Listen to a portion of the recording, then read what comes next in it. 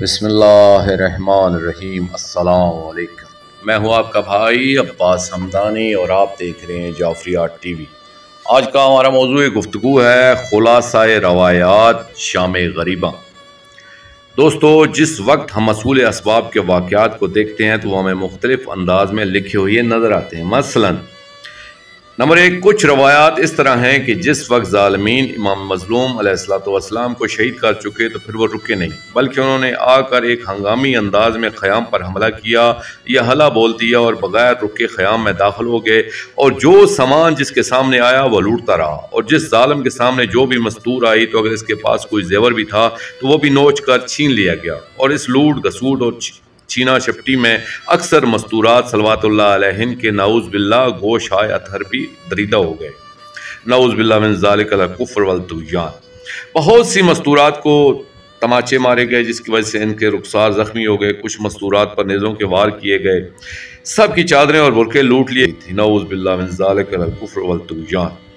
Number 2، کچھ روایات ایسی ہیں جن سے یہ ثابت ہوتا ہے کہ ظالمین نے شہادت عظمیٰ کے بعد نماز جمعہ ادا کی، پھر بہت سے اور مظالم کیے اور پھر خیام کے قریب آئے۔ سب سے آگے عمر ابن سعد ملعون تھا۔ جب انہوں نے خیام کے اندر داخل ہونے کا ارادہ کیا تو اس وقت پاک معظمہ عالیہ بی بی صلوات اللہ علیہا نے اپنی پاک کنیز جناب فضہ سلام اللہ علیہ کو بھیجا کہ جا کر ظالمین سے کہو کہ ہمارے خیام کے اندر نہ آئیں، ہمارے پاس جو کچھ بھی موجود ہے وہ ہم آخری کنات کے دروازے پر رکھ دیں گے۔ وہ کسی ایک ملعون کو بھیج کر وہ سب مال و اسباب اٹھا لیں، پھر اسے آپس میں بانٹ لیں، مگر حرم رسالت و نبوت کے اندر قدم رکھنے کی جسارت نہ کریں۔ اس پیغام کے بعد عمر ابن سعد ملعون نے تمام فوج کو حکم دیا کہ وہ خیام سے دور ہٹ جائیں۔ اس وقت پاک معظمہ عالیہ بی بی صلوات اللہ علیہا نے تمام پردہ کو حکم فرمایا کہ جس کے پاس جو سامان بھی موجود ہے اپنے پردے کا صدقہ سمجھ کر باہر رکھوا دے۔ اس وقت کچھ پاک مستورات صلوات اللہ علیہن نے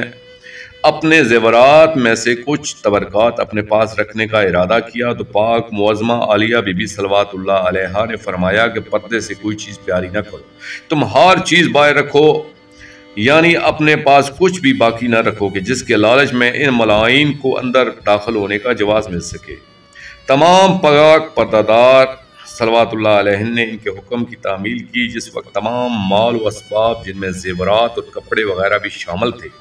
باہر آخری کنات کے قریب رکھ دیا گیا تو جناب فضہ پاک سلام اللہ علیہ نے ظالمین کو حکم دیا کہ اب آ کر یہ سامان اٹھا لو۔ اس وقت ایک ظالم آخری کنات کے اندر آیا اور تمام سامان اٹھا کر لے گیا، پھر ظالمین میں سے اس اسباب کی بندر بانٹ شروع ہو گئی۔ اس موقع پر ان کے آپس میں جھگڑے بھی اور تلواریں بھی نیام سے باہر آئیں۔ نمبر 3، کچھ روایات میں یہ بیان سامنے آتا ہے کہ ظالمین پہلے تو خیام میں داخل نہیں ہوئے، مگر جو سامان خیام عطر سے باہر ہے وہ ان کی توقع سے بہت کم تھا، اس لیے انہوں نے پھر خیام پر حلا بول دیا اور خیام عطر کو ٹھنڈا کرنا شروع کر دیا۔ جب پاک خیام ٹھنڈے ہونے لگے تو باہر تمام ملائین نے اپنے گھوڑوں پر سوار اس انتظار میں کھڑے تھے کہ جو بھی باہر آئے اسے پامال کر دیا جائے یا لوٹ لیا جائے، سو انہوں نے ایسا ہی کیا۔ جب خیام کو ٹھنڈا کیا جا رہا تھا تو جو پاک مستور بھی خیام سے باہر تشریف لائیں، نعوذ باللہ یہ ظالم اس مستور کے پیچھے گھوڑے دوڑا کر اس کے زیورات اور چادریں لوٹ لیتے، اور بھی اس طرح کی بہت سی گستاخانہ روایات ہیں جنہیں کوئی شریف آدمی بیان نہیں کر سکتا۔ دوستو، آخر میں شکریہ ادا کروں گا اپنے مرشد کریم السید محمد جعفر الزمان نقوی البخاری سرکار دامز اللہ تعالیٰ کا یہ مضمون میں نے ان کی کتاب مجالس المنتظرین علی روضۃ المظلومین جلد 4 سے پیش کیا ہے، اور آخر میں اپنے پاک شہنشاہ کی بارگاہ میں التجا کریں گے، اللہ جل یا ولی المظلومین اجر اللہ تعالیٰ فرجک و صلوات اللہ علیہ یا رب محمد و آل محمد صلی اللہ محمد و آل محمد واجل فرج آل محمد صلی اللہ علیہ وآلہ وسلم۔